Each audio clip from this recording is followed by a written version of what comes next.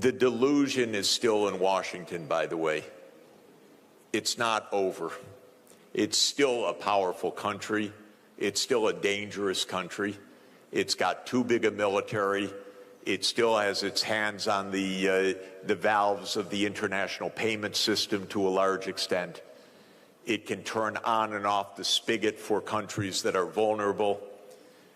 Remember, the IMF and the World Bank are U.S. institutions, even though they are multilateral institutions.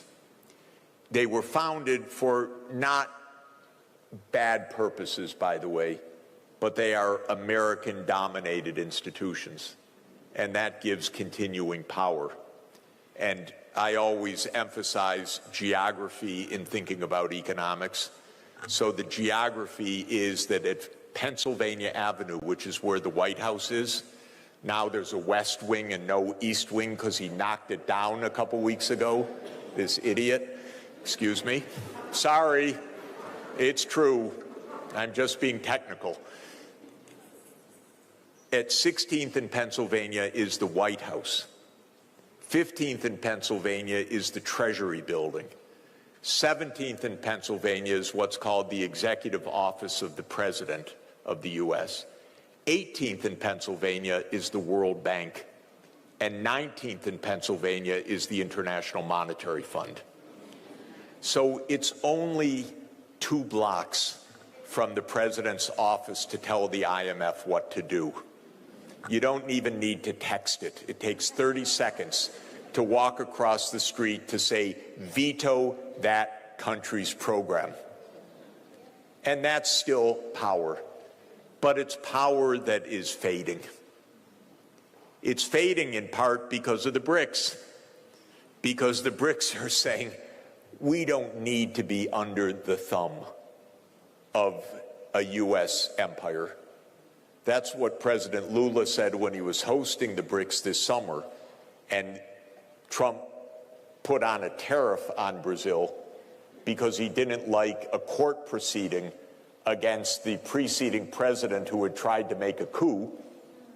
And so he put on a penalty tariff, and President Lula said, we don't need an emperor, and we're not going to succumb to this kind of pressure. So the BRICS, of which you are an esteemed member, the S in BRICS, remember the 10 BRICS countries, Brazil, Russia, India, China, South Africa, and now Egypt and Ethiopia, United Arab Emirates, Iran, and Indonesia. The 10 BRICS countries have 46% of the world population. Thank you. And 41% of the world GDP. And they can look at the G7 and say, who are you? And that's what they're doing. So this is the new phase of geopolitics. The world is not falling apart, but the U.S. and Europe are having a tantrum.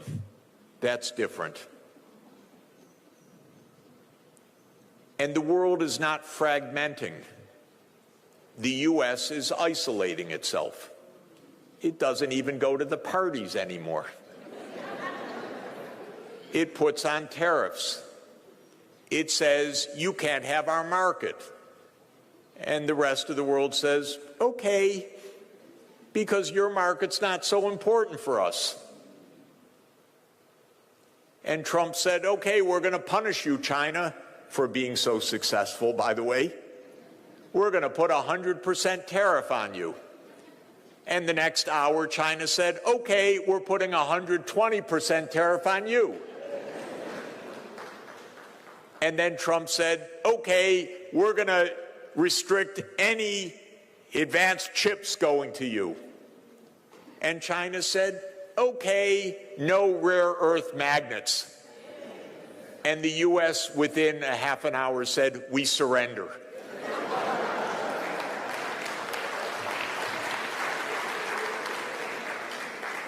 By the way, I had no idea there was anything called a rare earth magnet before all of this happened.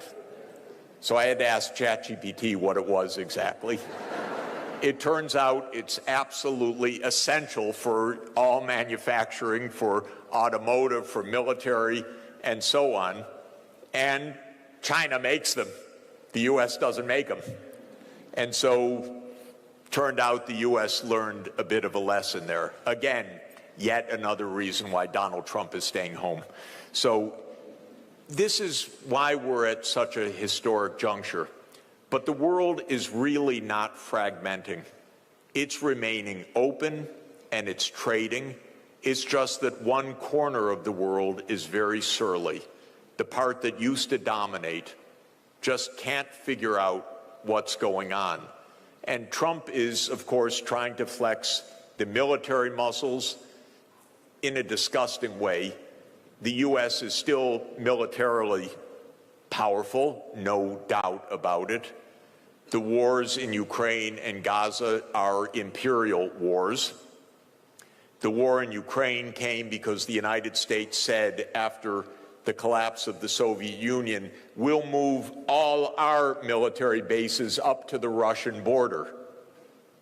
And by the way, in 1990, when Germany was reunifying and President Gorbachev was president still of the Soviet Union, the United States promised President Gorbachev, if you, the Soviet Union, agree to the reunification of Germany, which had been divided after World War II in the Cold War, and required the Soviet approval because that was how World War II ended by treaty in 1990. The only real treaty that ended World War II was in 1990. They needed the Soviet agreement. And to get the Soviet agreement, the United States said to President Gorbachev, we promise NATO won't move 1 inch eastward. Not 1 inch. And if you want all the documentary record of that, go to a website called National Security Archive of George Washington University, and go to a website that is called What Gorbachev Heard, and you'll find 42 documents or so that say all of what I just said, that the U.S. promised NATO would never enlarge. But as soon as the Soviet Union ended and the United States said, we're all alone in this, then they started exactly what they promised they wouldn't do, which was eastward enlargement of NATO. And that's why there's the war in Ukraine.